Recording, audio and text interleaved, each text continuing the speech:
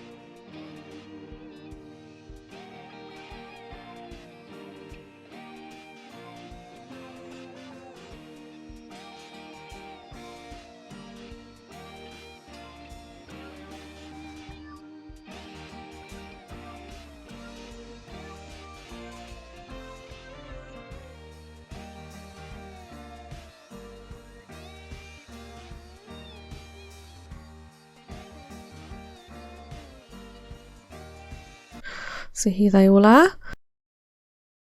Now instead of just having a plain card base to put the arrangement on, I've decided I'll have a fine silver frame around it. So I've done my card base and I've cut out a silver piece of mirror card, just slightly smaller. I'll have the measurements on my blog if you're looking for the exact measurements. The link will be below this video. And then I've cut out another piece of the purple card, the front panel, just slightly, very slightly smaller, only about a couple of millimeters smaller all the way around than the silver. So when I stick that down, it's going to look like a really fine little silver frame. For my sentiment, I'm going to have a white strip across the middle part of that front card panel. So what I'm using is the Simon Says stamp Thoughtful Messages, and I'm going to use the You Are, which is lovely script writing, and then just the smaller sentiment called Cherished. So it's going to say you are cherished, and I'll stamp that on this white card using the Misty with black VersaFine and clear embossing powder, and then I'll cut that out in a strip that'll be just the right size for the card panel.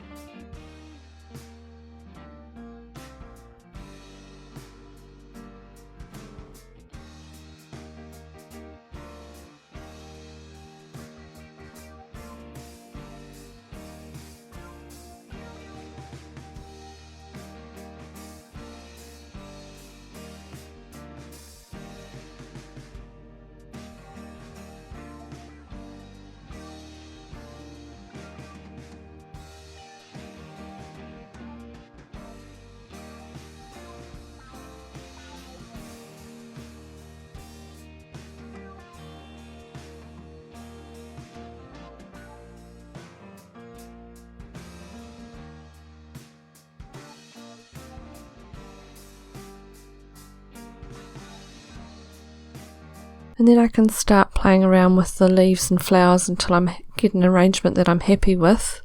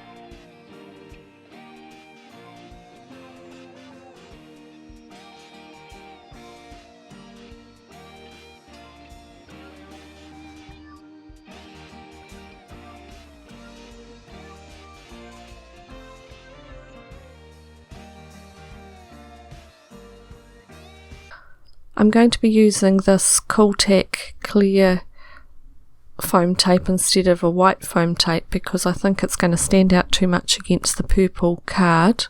So I think this clear foam tape should work really well. Now, to make sure that I get the arrangement just right, I'm going to use this press and seal cling film. It's really good because it's sticky and it sticks to things but doesn't permanently stick. So what I'll just do is lay down a piece onto the arrangement, rub it over all the flowers and leaves, and then I'll be able to lift the whole arrangement off in one piece and flip it over and start putting the clear foam tape onto some of the bottom pieces, which are now at the top.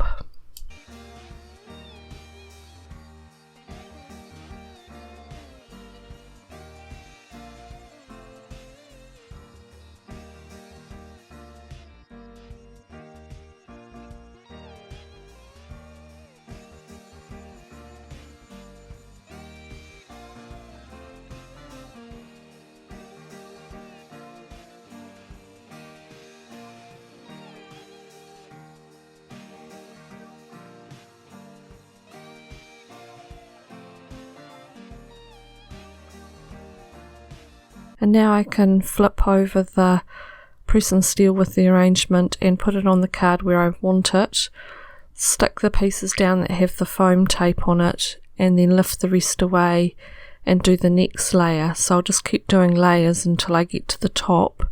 The last few ones on the top I'll probably just glue, but I'll have to put some foam tape on where the gaps are just so that it's supported underneath.